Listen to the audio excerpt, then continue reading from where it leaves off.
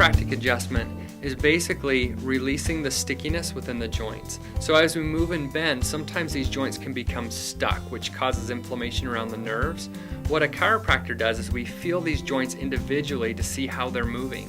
If they're stuck, what the chiropractic adjustment does is unsticks these joints and allows them to move in their natural motion.